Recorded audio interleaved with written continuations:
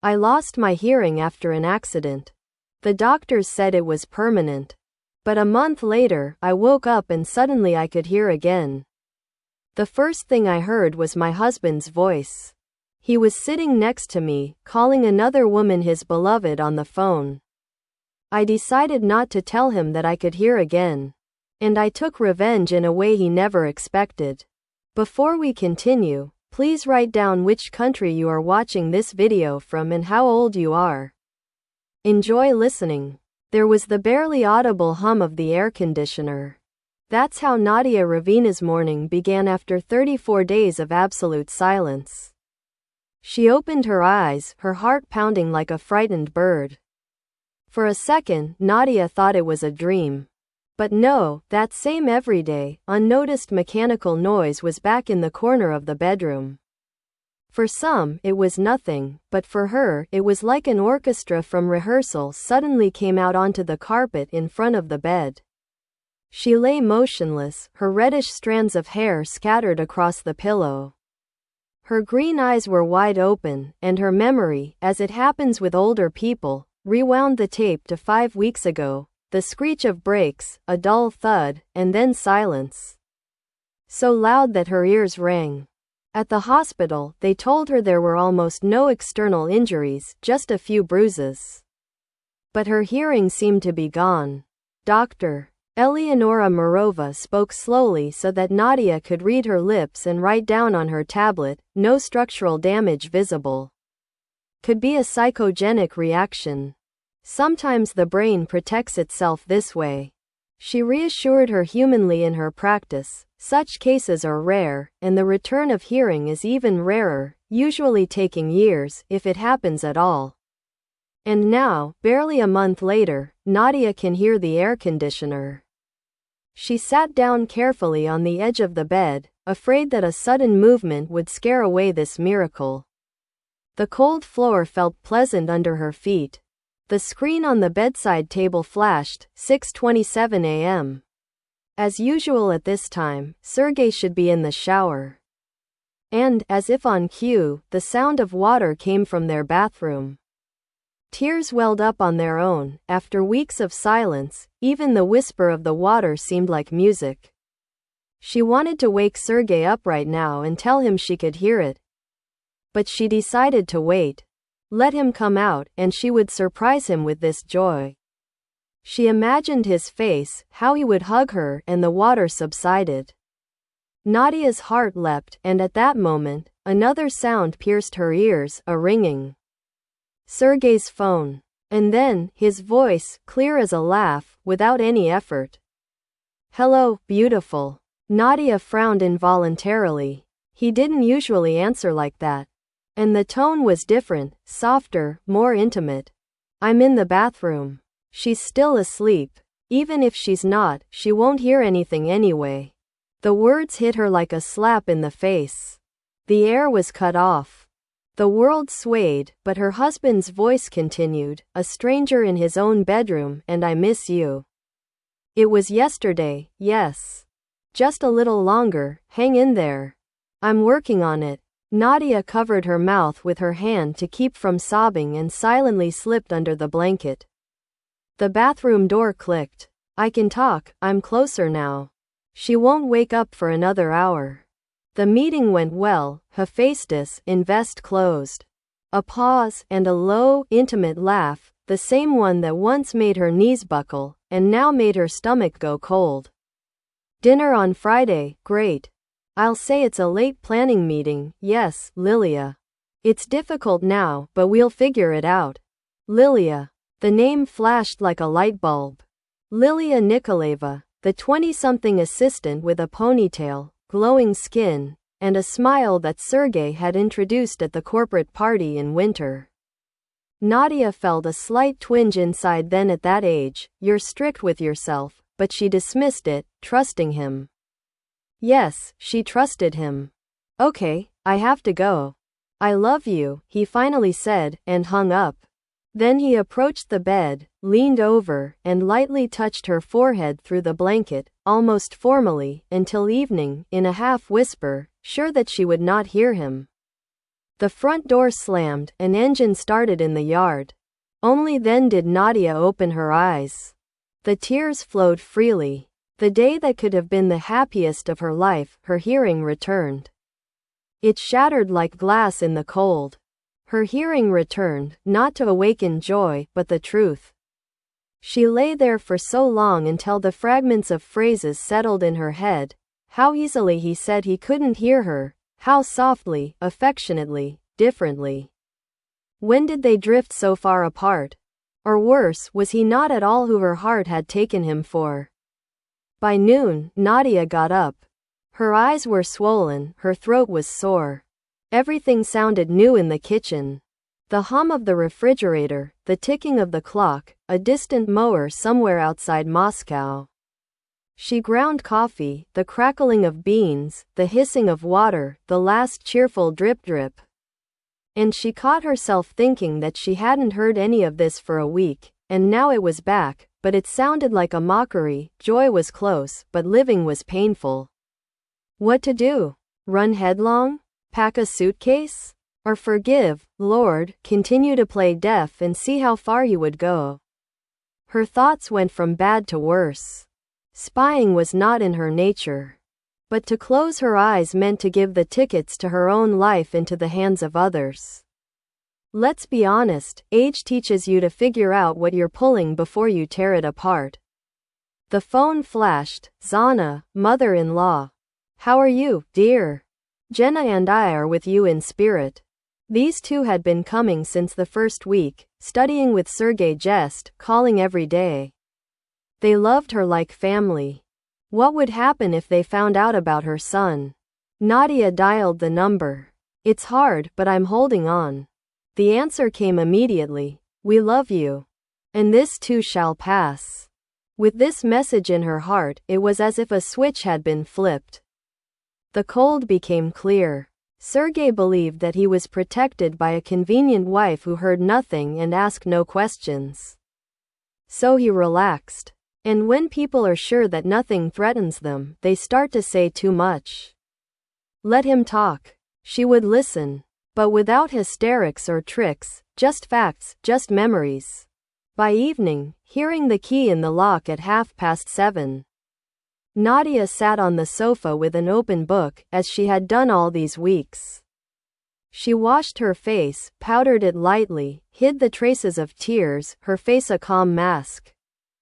Hi, said Sergei, as he had become accustomed to doing during this time, louder than necessary, as if there were a microphone in the hallway.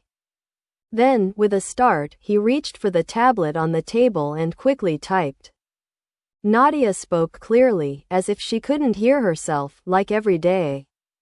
He wrote, "Run, new client." He smiled just enough. As much as a tired, successful man should. His phone beeped. In his eyes, a brief flash, like a match that was immediately extinguished. A quick reply with his thumbs. Work? Nadia asked innocently. He nodded, and the tablet lit up with Hephaestus, invest. Lots of details. The words flowed easily from him, like clockwork. Nadia felt a heavy lump somewhere below her breastbone. She had loved this man for 12 years, and now she was looking at a stranger. No, worse, at a person. A man who had decided to become her enemy and was pretending that everything was as it had been before. I'll make some pasta, she said, and went up to the kitchen. Behind her, his fingers tapped on the screen. A quiet but recognizable rhythm. And now she could hear that too. At night, when he was breathing evenly and deeply beside her, Nadia lay looking at the ceiling and thinking about simple sounds, like a car driving by. A scythe lighting up the wall, the quiet rustling of curtains. All of this came back, and instead of happiness, it brought clarity. Before, his breathing had been soothing. Now it ticked like a bomb. And only in the morning did the thought become as firm as starch on a pillowcase. This is not the end.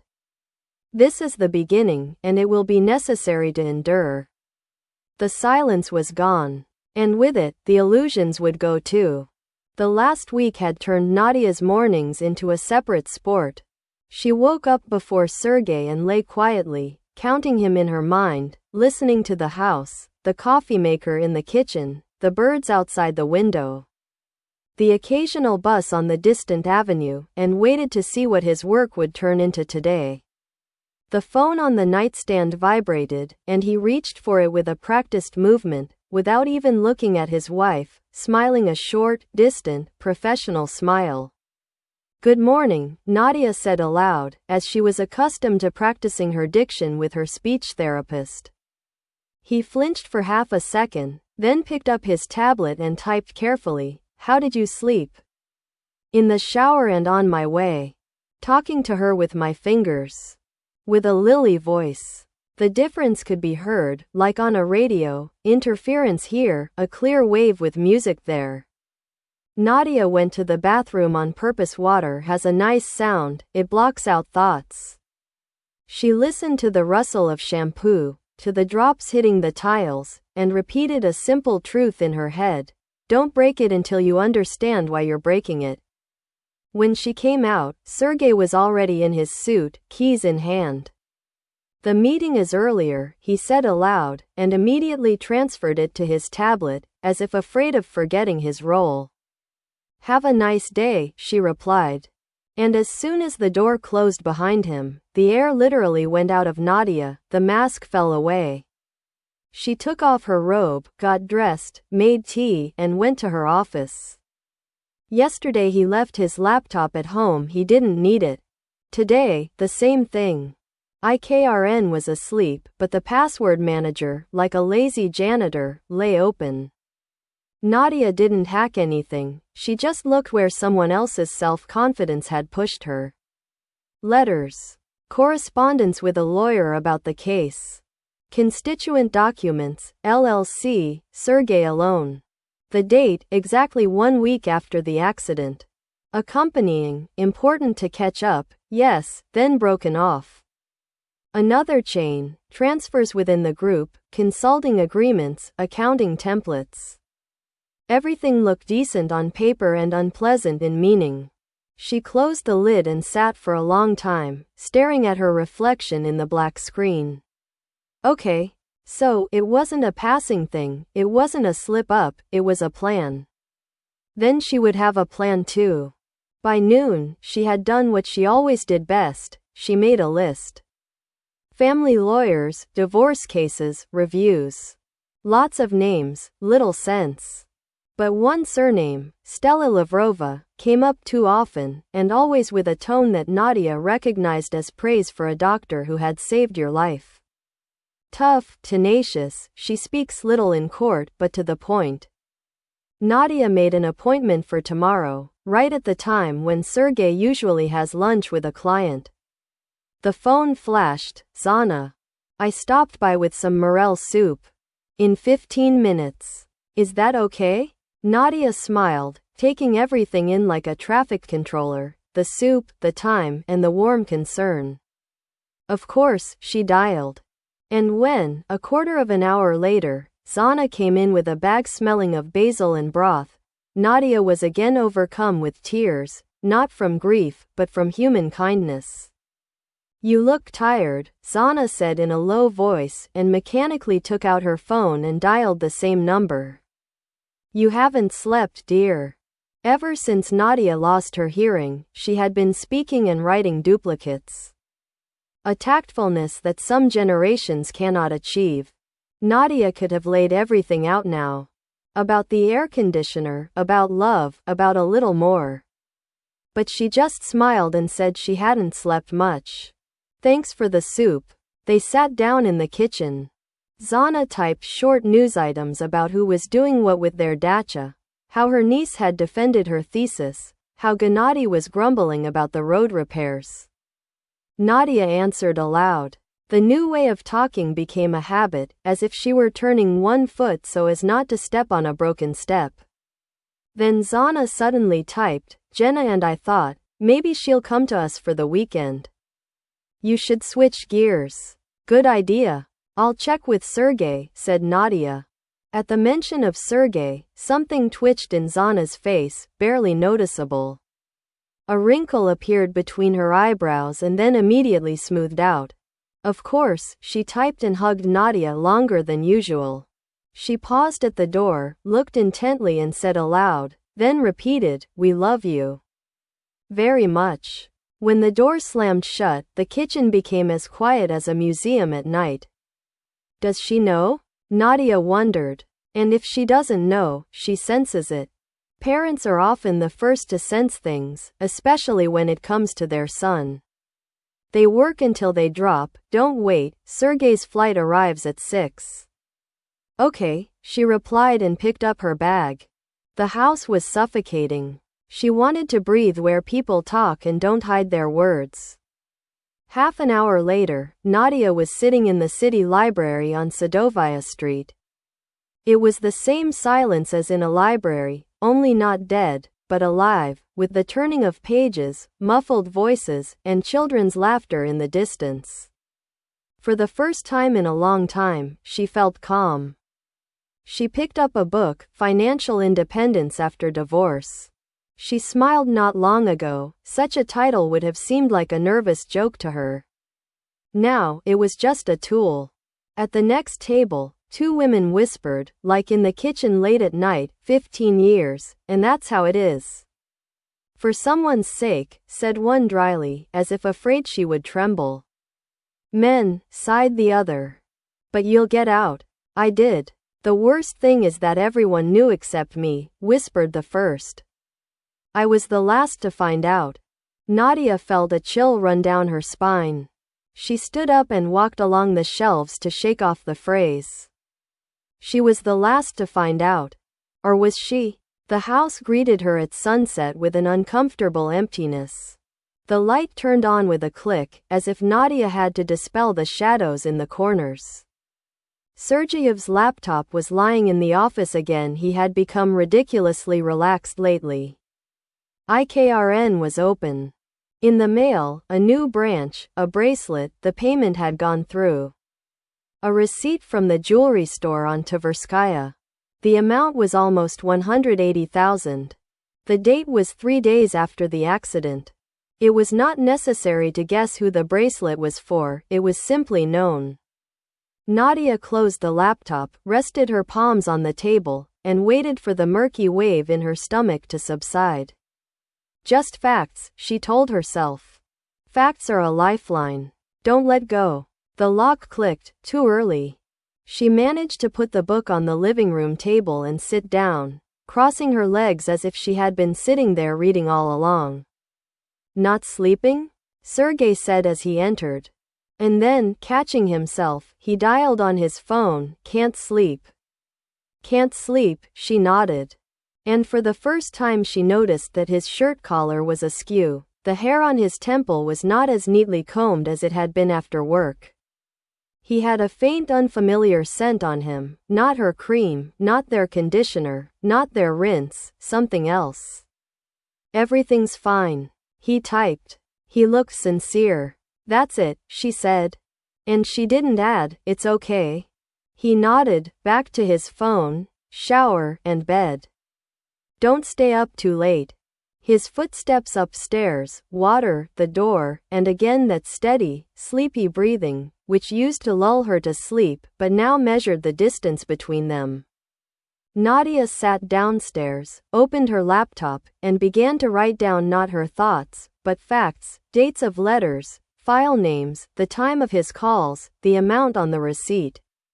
Paper, even electronic, heals because it doesn't lie. Around 2 in the morning, she finished her cold tea, got up, and lay down against the wall, as she had gotten used to doing over the past week. So as not to accidentally touch him. Sleep didn't come, but the fear was gone. What remained was a feeling similar to discipline. In the morning, she would wake up early and, without rushing, take out a dark dress, pearl earrings, a gift from Zana for the past New Year, and go to Novinsky Boulevard. To the 15th floor to style Lavrova. Let Sergey think that his wife has a book club meeting. Let him bring the insurance papers in the evening, as he called them. He thinks he's a director. But tomorrow, in 2 days, rehearsals for another play will begin. The morning began with the usual flurry of gestures, Sergei rustling through his wardrobe. He counted the keys in his palm and checked his phone so often, as if it might run away. Nadia didn't interfere, made tea, put a plate in front of him, and looked past him, out the window. He said loudly that he had an early meeting, and immediately held out his tablet, where the same text glowed in letters, "You have to keep your role." She nodded, walked him to the door, and when the lock clicked, she finally allowed herself to exhale. She chose a strict, dark blue dress and smoothed her hair. She put on Sergei's pearls from Zana, which gave her face a composed look. The mirror reflected a woman who had endured silence and the blow of truth and was still holding her own. "Let's go, Nadia," she said to herself. The business center on Novinsky Boulevard was like a museum of glass and metal, with security guards, a fast elevator, and on the 15th floor, carpet, subdued lighting, and the kind of silence that is usually bought with expensive renovations. Stella Lavrova's office was gray, with panoramic windows, tea on the table, and the gaze of a person who was used to tying other people's life knots and untying them without unnecessary fuss. "Let's clarify," said Stella, looking straight ahead, without unnecessary exclamations. Her hearing disappeared after the accident and returned suddenly. Her husband, an affair. At the same time, a new LLC in his name alone, and movement of assets. Correct? Yes, Nadia put a flash drive on the table. Here are copies of the letters and the screen I managed to capture. And then she hesitated, but said honestly, "I'm pretending I can't hear anything." "It's not a crime," Stella replied calmly. "But in court, the opponents will try to paint this as dishonest behavior. We are ready for that. The main thing is the facts. We need statements, information on property, investments, everything that was registered together before his LLC. If possible, the charter and the new legal entity's contracts." Nadia nodded. "Facts, my lifeline," she remembered again. "And also," Stella added, "as soon as we file, we'll request protective measures, a ban on the alienation of joint property.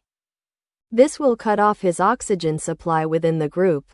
But it's important to do it in time." "He's going to slip me some insurance papers," Nadia said. "He said it was nothing important." Stella smiled slightly, a classic of the genre. "So, here's what we'll do. You continue to calmly play your role. At the same time, bring whatever you can safely gather.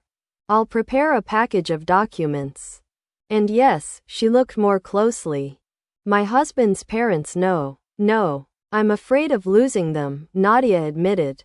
"They've been there for me since the first week, just like my mom and dad." "People sometimes surprise you," Stella replied softly.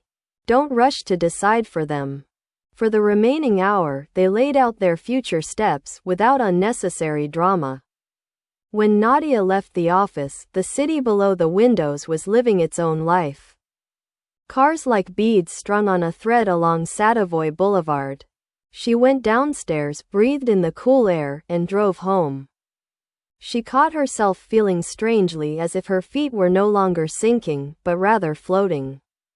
At the traffic light, at the Nikitsky gate, across the road, a couple was walking, laughing, their shoulders touching. Nadia suddenly remembered how she and Sergei once sat in a trattoria near the Patriarch's Ponds, how he joked about his childhood in Kostroma, how later, on a weekend in Karelia, he knelt by a waterfall and said forever. Maybe he loved her, she thought. But love is not a vow made by the water. It's like washing a mug every day. The house was quiet. She poured herself some compote, took out her phone, and wrote to Zana, agreeing to the weekend.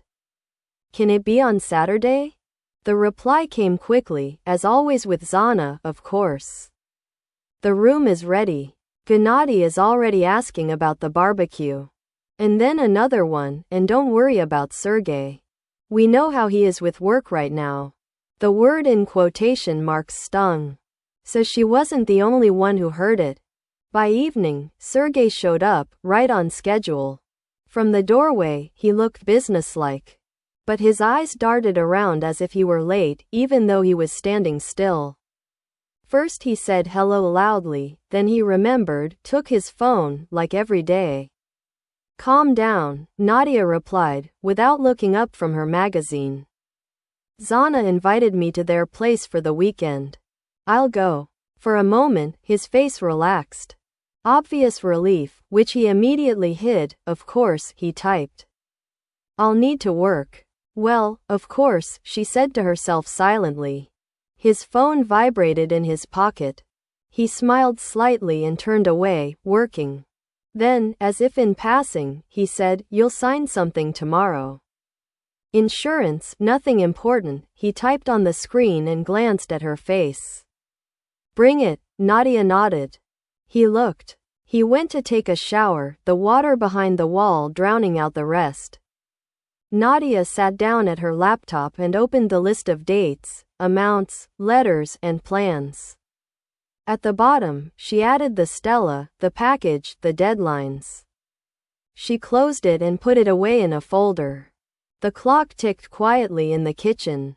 And tomorrow, when he put something unimportant in front of her, she would smile her new calm smile and decide when to sign. And whose envelope would appear on the doorstep first. The morning went as usual. Sergey rummaged through his pockets, checked his phone, adjusted his tie, nervously, as if he had a handbrake at his fingertips instead of a knot. Meeting, he said louder than usual, and, not forgetting his role, wrote the same thing on his tablet. Good luck, I replied. The door clicked, and the house sighed. I made some strong tea. I sat down by the kitchen window and opened my notebook with facts. Not thoughts, facts, dates, letters, amounts, file names, the time of his calls. Point by point. When you're scared, a list really helps. Around noon, I got a text from Zana about the weekend, which was timely. Jenna and I will be happy to come. The barbecue is promised. I smiled. My mother-in-law always takes care of the details, the barbecue, the time, and the wicker on the terrace. Yes, I'll come, I typed. By evening, Sergey returned looking like something out of a picture, tired, neat, his gaze darting around. Like a person who can't wait to be somewhere else. From the doorway, the phone vibrated. He looked down and hid his smile so quickly that you wouldn't have noticed it if you didn't know where to look. Tomorrow we'll sign something. Insurance, nothing important, he typed on the screen, moving the sheet toward me, where the first page looked harmless, and the rest like a roll with a surprise. Leave it, I said evenly. I'll read it calmly. His eyes darted for a moment, a barely perceptible panic. Immediately suppressed by a business mask. No rush, he typed. And went to take a shower. I followed him with my eyes, returned to my notes, and wrote at the bottom, insurance, study. Don't rush. Stealth, measures. And I calmed down. When you have a plan, fear is cut off at the knees. On Saturday morning, Sergey was fussing about as usual, but more cheerfully. He offered to drive me to Kimki. Of course, I said. It's more convenient for him to know that his wife is away and he has the whole evening free to work. The drive took 45 minutes. Familiar turns, the radio station with its eternal pop hits, his thumbs tapping the steering wheel in time to the music. At traffic lights, he managed to reply to messages quickly and deftly. I looked out the window. Trees along the road, gardens in between, cottages as if nothing had happened. The world rarely adapts to someone's misfortune. They were already waiting in the yard of their house. Zana hugged me tightly, longer than usual, and breathed in. As if she was checking to see if I was okay. Gennady smiled, but his eyes were serious. I'll pick it up tomorrow, Sergey gestured, and immediately wrote to me on the screen. Have a good rest. Thank you, I said aloud. He nodded and drove away too quickly, as if afraid that someone would change their mind. Inside, everything was as usual. The smell of baking, photos on the walls, a refrigerator with magnets from cities where we had once vacationed together. I took off my jacket, put down my bag, and went into the kitchen. Zana poured me some tea and added honey, just the way I like it. She sat down opposite me. Gennady joined us with some dishes, country-style potatoes, and something else, something fragrant. How are you? Zana typed on her phone and looked up so I could read her lips. Trying hard, but tears. I'm holding on, I replied. It was true. In my own way. They exchanged glances. Quietly, almost imperceptibly, but I saw it. The pause hung like a cup on the edge of the table. Sergei, is he supportive? Gennady dialed carefully, without looking away. We're both getting used to it, I said. Calmly, without anger. It's ridiculous to make excuses, like he was driving in front of the bus and is still driving. Another pause. Zana put her palm on the table, as if preparing for important words. Then she dialed the number intently and pushed the phone toward me. I took it. We can see that he's changed. He cancels dinners, is always on his phone, and answers questions about work with vague answers. I didn't want to talk through you, but I think we have to. A week ago, I saw Sergei downtown. With a girl. They were holding hands. I didn't go up to them. I've had a lump in my throat ever since. We didn't know how to tell you, given your condition. I'm sorry it took so long. The letters blurred slightly, not from tears, but from how painful it can be when good people tell the truth. I looked up. Zana sat upright as if she were taking an exam, her face calm, but in her eyes, fear for me, because of their shared family honor. Gennady nodded nearby, confirming that this was indeed the case. I put the phone on the table. My fingers found the edge of the mug, hot, pleasantly burning. Say it, I know, say it, I hear you. Inside, everything fell silent for a second, like before a note in an orchestra, when the conductor raises his hand but hasn't yet waved it. Zana, I said softly, and for the first time in weeks, I looked straight at her, not playing a role. I need to tell you something. She took my hand on the table, like a mother takes her daughter's hand before an important conversation. Gennady leaned forward slightly. I took a breath. My voice was ready to come out, real, not for diction practice, but my own, normal voice. And at that moment, the intercom at the front door beeped briefly, followed by the familiar clang of keys in the lock. Someone was opening their door with too much confidence. The intercom beeped, the keys jangled, and I flinched. But it wasn't Sergei. Sasha, a neighbor from down the street, appeared in the doorway, wearing a work jacket. Zana, Jen, sorry, just a minute, sorry, he said, holding up an envelope. Your spare keys. I had them, I was changing my keychain. I almost forgot to return them. He handed them over and immediately disappeared, leaving behind a chill from the porch and the smell of damp wood. Silence returned to our kitchen. Zana, I repeated, I need to tell you something. She put her hand on mine. Gennady sat up straighter. I hear you, I said simply. It's been a week. On Monday morning, I turned on the air conditioner and the water in the shower. And immediately something else turned on. Sergeyev, I love you on the phone. Lilia Nikolaeva. And everything else he said during those days, thinking that I had concrete in my ears. Zana closed her eyes, as if stirring up sediment. Gennady exhaled. Well, thank God you can hear. And everything else, he looked away, clenched his jaw. I didn't expect that from him. I didn't say it right away, I continued, because I realized he was paving the way. He registered an LLC in his own name a week after the accident. In the mail, correspondence with a lawyer, moving assets. And a check from a jewelry store on Tverskaya for 180,000. 3 days after the hospital. I didn't make a scene, I'm just gathering facts. Yesterday I was at Stella Lavrova's. She's preparing a package, including protective measures to block any transfers within the group. Right, Gennady said briefly, as if he had heard a familiar phrase. The court doesn't like such games, if they are visible. Paper is light. Zana took me by both hands. I'm sorry we didn't tell you about that girl right away, she said quietly. I saw them.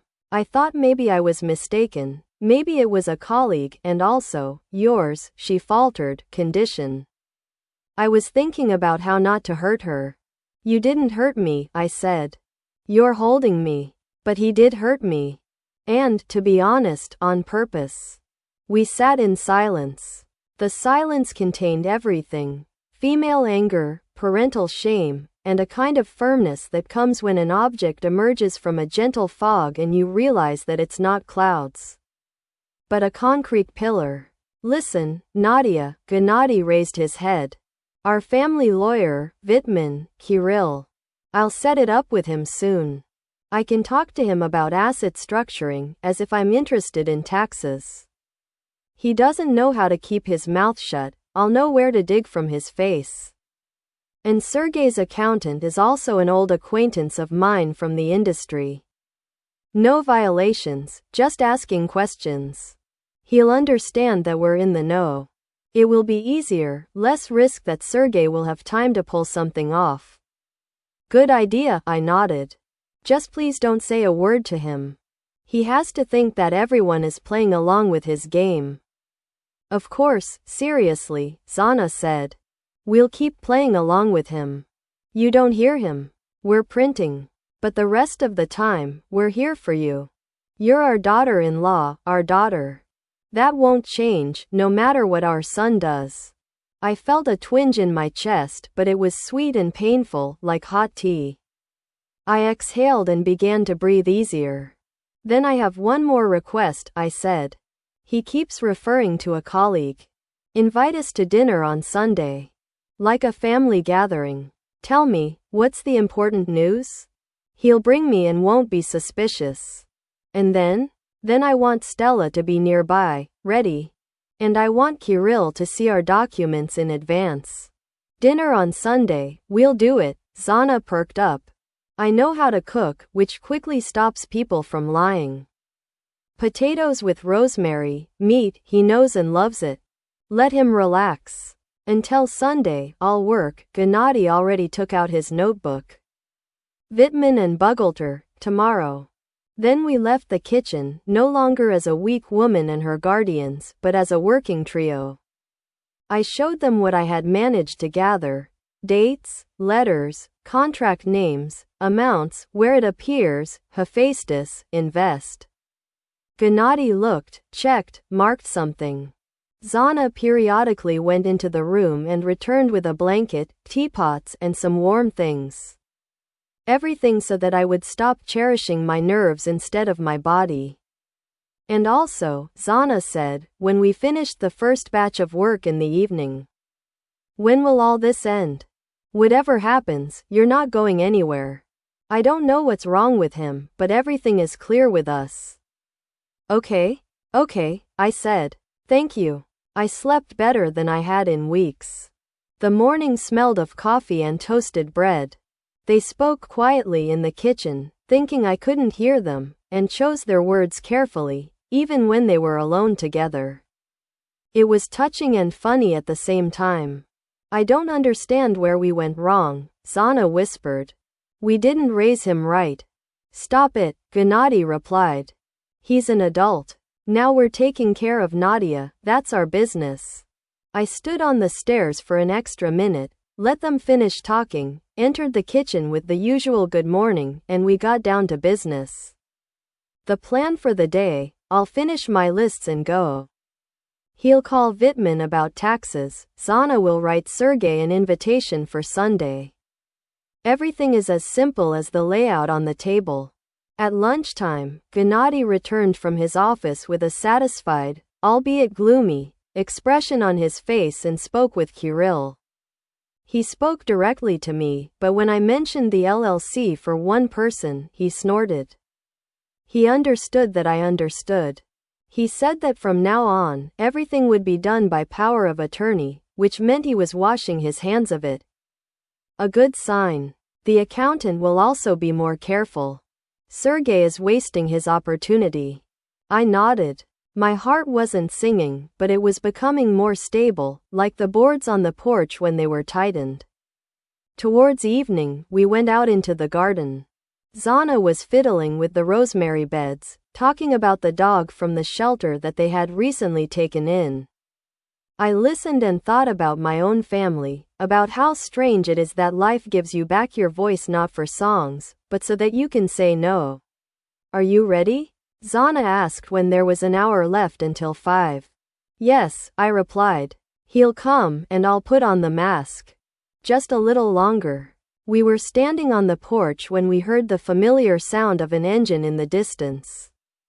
Sergey's silver sedan turned into the gate, right on time, just as he had promised. He waved to us from the window. My heart beat faster, not out of fear, but out of composure. Zana squeezed my hand tightly and let go. Sergey parked the car, got out, composed as always, and walked toward us, already taking out his phone to text us. At that moment, his screen flashed with an incoming message. He glanced at it, and his face flashed with that very expression that makes people forget where they are and who is next to them. A brief moment of joy, not for you. Ready? He wrote to me, raising the screen. Ready, I nodded. And in my bag, I already had a flash drive for the steel and a list with Sunday written in large letters at the bottom. Dinner. Living room. Light. The road back was smooth and quiet. The radio blared old rock music. Sergey tapped on the steering wheel, quickly answering someone at the traffic lights, his gaze soft, distant. I looked out the window and played my part, not because I love theater, but because sometimes silence is more useful than shouting. It allows you to hear the facts clearly. At home, he habitually feigned concern, large print on the screen, like you. I also habitually replied aloud, normal. In the evening, he pointed to the folder on the nightstand, saying we would sign the insurance tomorrow. I nodded, saying, bring it, I'll read it. And I noticed how his eyelids twitched for a second, rushing, but keeping his composure. The morning began with his voice from the study, low, almost a whisper, but now even a whisper is clear to me. Almost everything is ready, he said. All that's left is her signature. She never reads what she signs. We'll transfer it by the end of the week. His answer rustled briefly in the speaker. He smiled, went into the kitchen. He pretended to be looking for tea and typed to me, in the city of Probka. I'll leave early. I smiled, gave way to a man with his whole life ahead of him, and walked him to the door. An hour later, my phone flashed with a message from Stella. The package is ready. Can you make it at 2 p.m. sharp? I can, I replied, and drove to Novinsky. Her office smelled of tea and well-organized paperwork. She placed a neat stack in front of me. Here is the lawsuit. Here is the inventory of joint property. Here is the petition for protective measures. As soon as we file, without a court decision, he won't be able to move the property. We don't have much time. You mentioned insurance. I'll bring it tomorrow, I said. So we'll act sooner. And also, Stella glanced over the papers. Zana and Gennady asked to be involved. They want to be there. If you don't mind, I suggested they come by today so we can discuss what to say and how to say it. Not a show, but straightforward, factual, just the facts. I don't mind, I nodded. They're mine. By 3 o'clock, the three of us were sitting together. Zana held a notebook in her hands like a schoolgirl before a dictation. Gennady read the descriptions and frowned, but praised every line where the paper seemed to turn into reality. The plan is this, Stella calmly summed up. On Sunday, you invite them to dinner. The reason is family news. I'll be nearby, on call. Gennady warns Vitman in advance that he is concerned about strange consultations. Let it be so as not to tell the witnesses present. We are not persecuting anyone. We are stating facts. In the end, there are two options: a peaceful agreement and a fair division, or a court case. It's up to him to decide. The main thing is the tone. No attacks. Statistics and documents are the best rhetoric. Let's call it an alarm clock, said Gennady, and smiled crookedly. So that everyone wakes up, as best they can. We discussed the details, down to where everyone would sit so that the lamp wouldn't shine on the papers, and who would say the first sentence. Zana took care of dinner and tea, Gennady took care of phone calls. I took care of the folders. A flash drive, and peace of mind. As we were leaving, Stella stopped me at the door. If it gets tough, don't look at him, look at the date line in the document. The date is an anchor. It holds better than any words. Gennady insisted on driving me home himself. He was silent in the car almost the entire way, but at the entrance he said, "You know, you're young. I'm the one with gray temples, but you can still choose an apartment, change jobs, and let people in, other people, real people. Zana and I will be there for you, no matter what." I nodded, squeezed his hand, as daughters sometimes squeeze theirs, and got out at the entrance. In the evening, Sergei brought a thin folder with nothing important in it. "I'll look at it tomorrow in the light," I said. "My head isn't working right now." He smiled tensely, "Take your time." But because he kept looking at his watch, I could see that his inner rush had stopped on the treadmill. 2 days flew by with the collection of trifles. I went through our shared folders in the office, not rummaging, but carefully, knowing where everything was.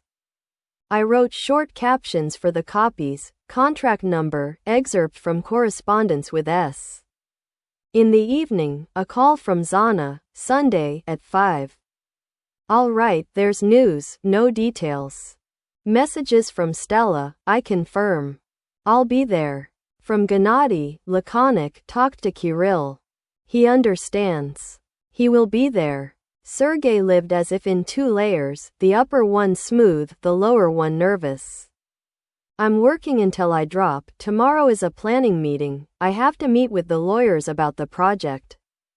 All this was accompanied by that same soft, affectionate tone on someone else's phone that he saved for me. I stayed the course, not arguing, not turning the scene inside out. Just following my list. On Saturday evening, I put everything in one folder: documents, copies, a flash drive. I tried on a simple green dress in front of the mirror and put my hair up. I calmed down, like before an exam that I had come to after learning everything. In the evening, I received a text message from Stella. "Tomorrow, at 5 p.m. sharp. I'll be nearby. If you change your mind, one call, no explanations." I smiled. "I won't change my mind." The lock clicked quietly in the hallway. Sergei was back, trying not to make any noise. He placed his shoes neatly, like a ruler, walked past my room, and paused at the table. He noticed the papers. He touched the edge of the folder with his finger, as if checking to see if it would make a noise. Then he looked up and asked, like a line in a poorly rehearsed scene, if I was ready to sign tomorrow. "Insurance. I need to take it in the morning." "Tomorrow is Sunday," I said. "We'll sign it in the evening." He blinked. He didn't expect that. He sighed, nodded, and went to take a shower. The water behind the wall made a steady noise. I sat on the edge of the bed and listened not to the water, but to the silence between my heartbeats. Tomorrow at 5, dinner will be awful. The kettle, the light in the living room, the people who love me. And him, confident that everything is the same as before. And in the morning, around noon, an unfamiliar car will drive up to their house and park neatly next to Jenkina's. Sunday dragged on slowly, like dough for a pie. The sun shines through the windows, the tea cools faster than I can drink it. I took out that green dress that highlights my eyes, put my hair up, and put on simple earrings. In the bag, a folder with copies, a flash drive, short signatures on each sheet. The phone flashed, "We are close." 5 p.m. From Stella. From Zana, "Sweetheart, and dinner is waiting." From Gennady, "A short alarm clock is set." Sergei walked around the tidy apartment, but inside he was clearly jumping up and down, phone in hand, glancing at his watch, then back at his phone. He asked loudly so that I could read his lips, reminding me, "What's the occasion?" and immediately typed the same thing on the screen. "They said it was family news," I replied calmly. "Maybe they're planning a trip." He nodded, hesitated, and added, "Don't forget the insurance." "I need to take it tomorrow," and pretended to be interested only in the folder on the nightstand, although his eyes were elsewhere, where the familiar number was on speed dial. The road to Kimki passed almost without words. The radio whispered its hits, and he tapped the rhythm on the steering wheel with his fingers. Sometimes at traffic lights, he answered someone briefly, his voice soft, for others. I sat still, looked at the lanes of the road, at the lights, and repeated to myself like a prayer, "Don't argue. Don't rush. The facts speak for themselves." In the courtyard of Uzhana and Gennady's house, a warm light was burning, as always on Sundays, only today there was another car at the gate, unfamiliar. But clearly one of those on business. Sergei noticed it and frowned, wondering who it was. "I don't know," I replied, took my folder, and went to the porch. The door opened before we had a chance to ring the bell. Zana hugged me tightly, genuinely, and her son, restrained, as is customary when you don't know what to hold on to. As agreed, she immediately took out her phone and wrote, "Come in, everyone is in the living room," so as not to ruin his role prematurely. Gennady was standing in the living room by the fireplace, his back straight, his face expressionless. Stella Lavrova was sitting in an armchair, businesslike, with a folder, one of those who doesn't say too much. Kirill Vitman, the family lawyer, was sitting on the sofa. He looked uncomfortable, as if he had sat down on someone else's blanket and was afraid of spilling crumbs. Sergei stopped at the threshold, and there was a lot in that freeze frame. How quickly he looked everyone over, how he lingered on Kirill, how he looked away from Stella. "What was that?" he asked the heir first, then abruptly turned to his father. "Dad, why is our lawyer here?" Kirill coughed, as if he had found a crumb after all, and Gennady Petrovich asked him to stay. "I'm not going to participate in this," Sergei said sharply. "We're leaving." And he turned to me, too confidently, as if I were a piece of furniture that always stands where it was left. His fingers touched me, not painfully, but intrusively. "Let's go," he gritted his teeth. "We have no business here." The room became so quiet that you could hear the clock's hands ticking away the minutes. Zana stood nearby, motionless. Gennady looked straight at his son. Stella waited, calm as a doctor who knows she is about to tell her patient the truth in a voice that cannot be ignored. Sergei took a step toward the door, pulling me with him, and at that moment something clicked inside me. Not anger, no, a switch clicked, and the light came on. I pulled my hand out of his fingers, raised my head, and opened my mouth to say one short sentence that would change the atmosphere in this room. "No, Sergei," I said evenly, pulling my hand out. "We're staying. And we're talking. About Prolilia Nikolaeva, about your LLC, about transfers within the group, and nothing important in the folder." He seemed to stumble on the flat floor. "Do you hear me?" He exhaled, looking as if the scenery had changed. "The 10th day," I replied. "Exactly since that morning when you whispered in our bedroom that you didn't love me. You were pretending." He flared up, and then Zana, like a strict news anchor, Put an end to it, saying how you pretended to be a faithful husband. Sit down, Sergey. It worked. He sat down. Gennady stood next to the fireplace and, without raising his voice, laid out the facts in order. Date of registration, LLC in his name alone, a week after the accident.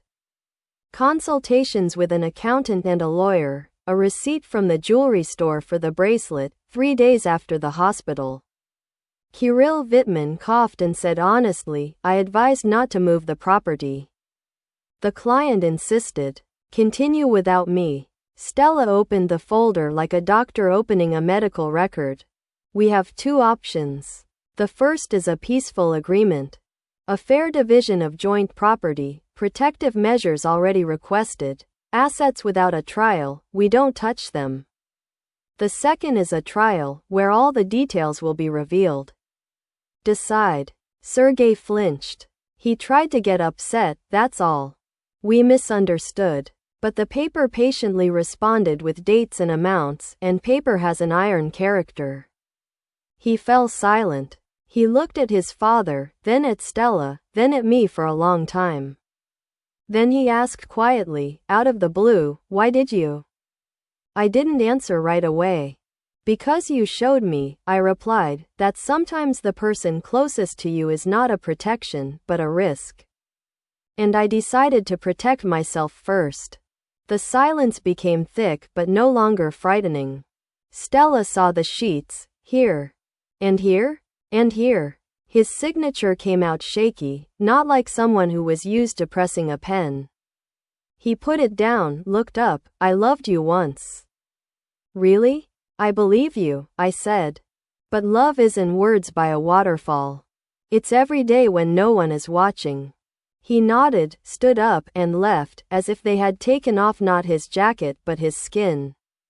The door slammed so quietly that the clock on the wall drowned out the sound. We went into the kitchen. Jean poured tea, as always, strong for me, without sugar for Gennady. Stella gathered her papers. She said she would submit everything tomorrow and left. The 3 of us remained.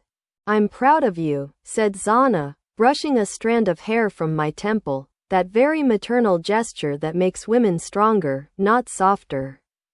I'm no hero, I replied honestly.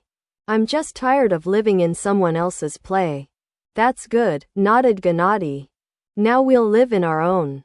A year passed. I was standing in an independent bookstore, Unikite Gate, with a stack of books on my table, when the silence was broken and a line stretched to the door like a ribbon. People came up and said different things, thanking me for the book, for the truth, for the fact that it's okay to start over without shame. Who should I sign it for? I asked a woman about my age with kind eyes. For Margarita, she said. Your book helped me leave after 20 years, but you understand. I thought it was too late. But it turned out it wasn't. It's never too late to hear yourself, I wrote on the title page and gave it to her. At the back of the hall stood Zana and Gennady, smiling. They waved like parents at a school assembly. They helped me with my apartment after the divorce, carried boxes, fed me borscht, argued with me about the cover and font, and bought the first copies for good luck. Avin gave me a pillow for the book, and I restarted my design work without fuss, now on my own terms, without other people's plans. I'm writing a second one, not about revenge, but about adult freedom. Sergey moved to another region, they say he lives with Lilia. His business has gone downhill, not collapsed, but people whisper. And whispers cling to reputation worse than burrs. I can think of him calmly, as a person from an old photograph. He was there, smiled, and left the frame. And that's okay? When the last copy went to a reader, Zana brought me a small package. Inside was a leather notebook with blank pages. On the first page, in her handwriting, for a new chapter. We are close. Mom and Dad. I smiled warmly, without tears, and hugged them both. We went to a cafe around the corner, had coffee and pastries. I looked at the street, October, leaves swirling and rustling, and thought that life still loves those who are not afraid to turn off someone else's light and turn on their own little lamp. What are you thinking about?